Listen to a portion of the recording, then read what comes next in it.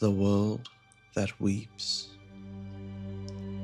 They say the sky split before the land ever did.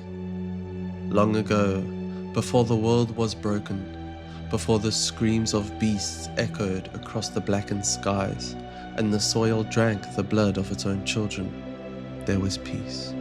Not perfection, no, but a kind of balance. A world where giants roamed the mountain crests, their war chants shaking the clouds, where elves built cities within their trees that stretched beyond the eye's reach, where humans toiled in green fields and dwarves carved fires from the bones of the earth.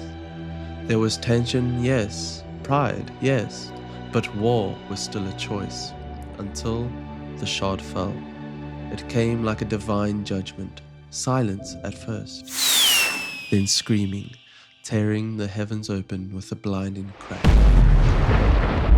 A piece of some ancient weapon flung from beyond the stars, crashing into the earth with such force that it burned 300 kilometers into nothing.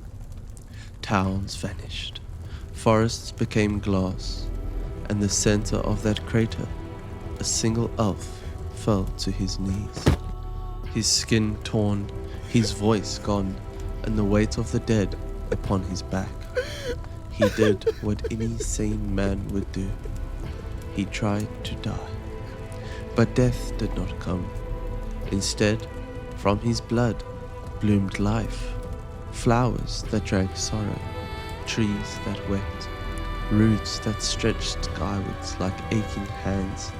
And from the roots came a truth no one was ready for, power born from pain.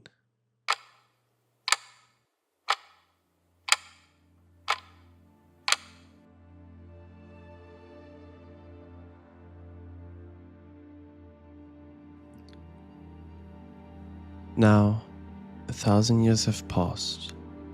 The tree he left behind has grown monstrous, its bark blackened by time, its branches twisted into the stars, anchoring two halves of a shattered world.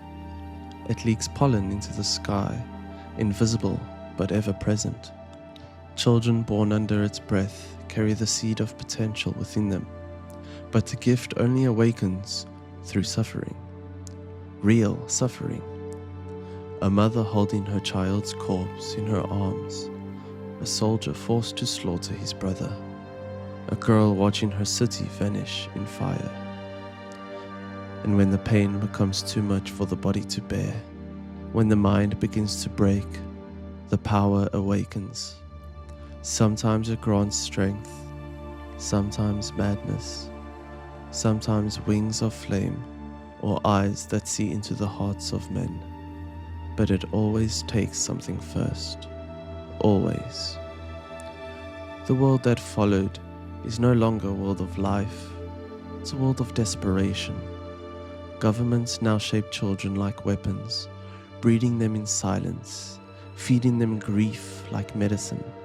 Holy men preach suffering as salvation. The gods demand your pain so you may become divine, they say.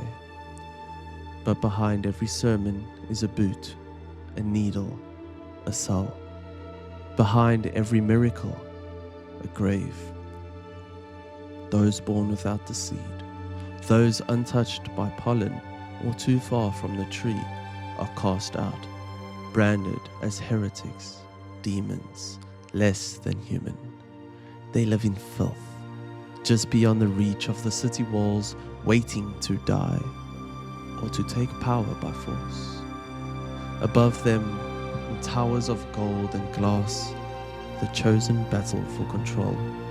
Armies of broken saints, each believing their sorrow makes them righteous.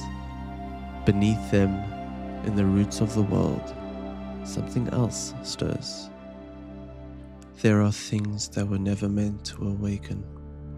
Creatures not born of the tree, but of what the tree has buried. Flesh stitched by regret, bone fused by guilt. Beasts that feed on emotion and wear the faces of those you've lost. People say they are monsters, that they are evil. But what else could the world create when its only currency is pain? So when you breathe in the pollen, know this: you are not special, you are not chosen, you are being watched, measured, waited on. And if your heart ever breaks deeply enough, if you scream loud enough for the gods to hear, they might give you a gift. But the question is, what will they take in return?